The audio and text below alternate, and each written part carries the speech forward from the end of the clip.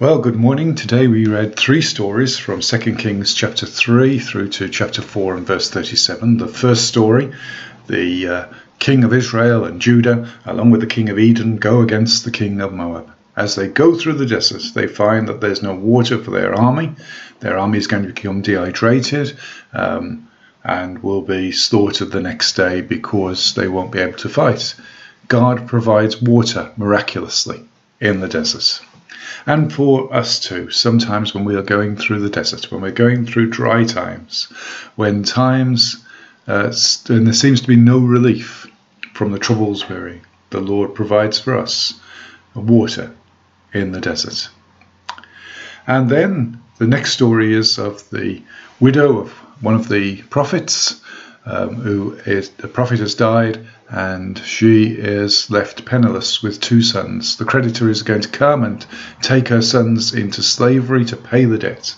And she comes to Elisha and says, I've got no way of paying. Elisha says, what have you got in your house? She says, just a small jar of olive oil.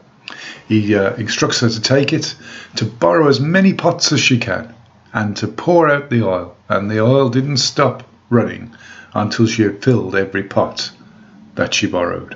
God has promised us too that he will pour out blessings into our life. It requires us though to have faith as she did and go and borrow all the pots from the neighbours. We need to have faith to expect big things from God. Had she had small expectations and just borrowed a few pots, then she would have received small blessings. But because she had great expectations that God would fulfill his word, then she borrowed lots of pots. Let's make sure that we have great expectations that God will fulfill his word in our life too. And then we have the story of the Shunammite woman who showed kindness to Elisha as he traveled. She first provided him with a meal, then recognizing him as a prophet, put a small bedroom there so that he could stay and sleep in her house anytime he was passing that way. In return, Elisha asked if she needed anything, and she said no, but Elisha's servant told him that she didn't have a son. And so Elisha prophesied over her, and she gave birth to a son the next year.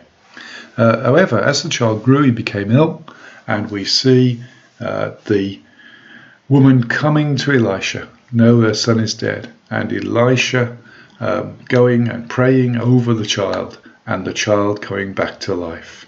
Sometimes in our lives, we are faced with situations, and God blesses us. And then the troubles of this world take that blessing away from us, just like this boy was taken away from his family. But still, in the hard times, in the times of testing, still trust the Lord that he is able to confirm and give you, and you can keep that which he's given you as a blessing.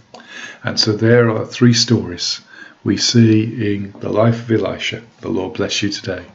Amen.